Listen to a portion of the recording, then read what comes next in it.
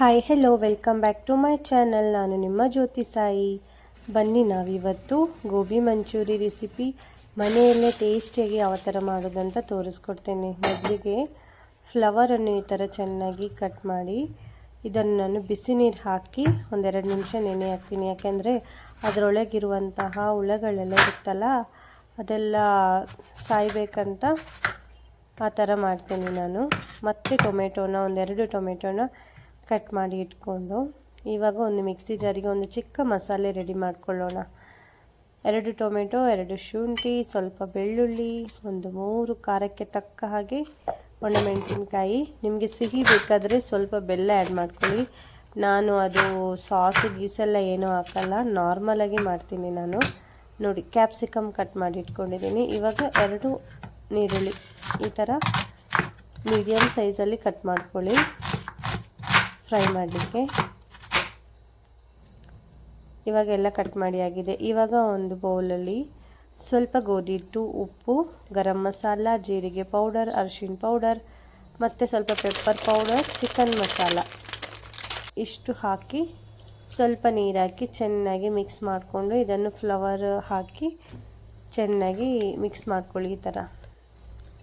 ಇವಾಗ ನೋಡಿ, coconut oil ಹಾಕ್ತಾಯಿದ್ದೀನಿ. ಇವಾಗ ಇದು ತುಂಬ ರೋಸ್ಟ್ ಆಗಬಾರ್ದು, ಲೈಟಾಗಿ ರೋಸ್ಟ್ ಆದರೆ ಸಾಕು. ಎಣ್ಣೆಯಲ್ಲಿ ಹಾಕಿ ಚೆನ್ನಾಗಿ ಫ್ರೈ ಮಾಡ್ಕೊಳ್ಳೋಣ.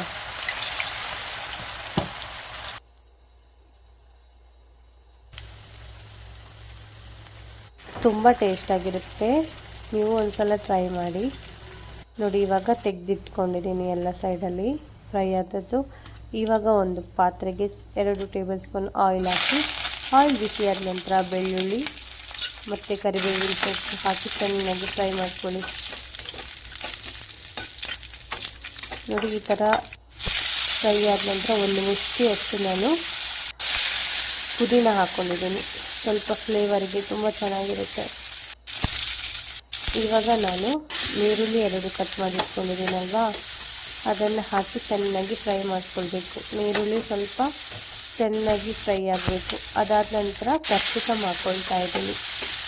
ಕ್ಯಾಪ್ಸಿಕಮ್ ಅದು ಒಂದು ಹಿಡಿ ಹಾಕಿದ್ದೀನಿ ನಾನು. ಕ್ಯಾಪ್ಸಿಕಮ್ಮು ತುಂಬ ಟೇಸ್ಟಾಗಿರುತ್ತೆ. ಇವಾಗ ನಾವು ಮಾಡ್ಕೊಂಡಂಥ ಪೇಸ್ಟ್ ಇದೆಯಲ್ಲ ಅದನ್ನು ಹಾಕ್ಕೊಂಡು ಸ್ವಲ್ಪ ನೀರು ಹಾಕಿ ಇದನ್ನೊಂದು 2 ನಿಮಿಷ ಕುದಿಲಿಕ್ಕೆ ಬಿಡಬೇಕು. ಮಕ್ಕಳಿಗೆ ಔಟ್ಸೈಡಿಂದ ತಂದು ಕೊಡೋದಕ್ಕಿಂತ ನಾವೇ ಈ ಥರ ಈಸಿಯಾಗಿ ಹೆಲ್ದಿಯಾಗಿ ಕೂಡ ಮಾಡಿಕೊಡ್ಬೋದು ಈ ರೆಸಿಪಿ.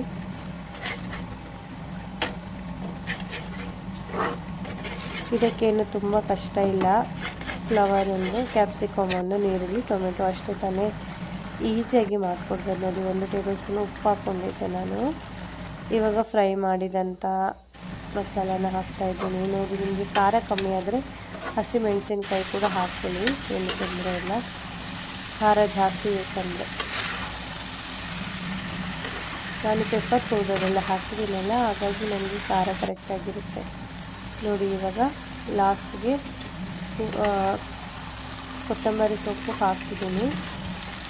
ನೋಡಿ, ನಮ್ಮ ಬಿಸಿ ಬಿಸಿಯಾದ ಗೋಬಿ ಮಂಚೂರಿ ರೆಡಿ ಆಯಿತು. ತುಂಬ ಟೇಸ್ಟಾಗಿರುತ್ತೆ. ಇದು ಹೆಲ್ದಿ ರೆಸಿಪಿ ಕೂಡ. ಔಟ್ಸೈಡಲ್ಲಿ ತಿನ್ನಲಿಕ್ಕೆ ಇಷ್ಟ ಇಲ್ಲ ಅಂದವರು ಈ ಥರ ಮಾಡಿ ತಿನ್ಕೋಬೋದು ಮನೆಯಲ್ಲಿ. Thank you.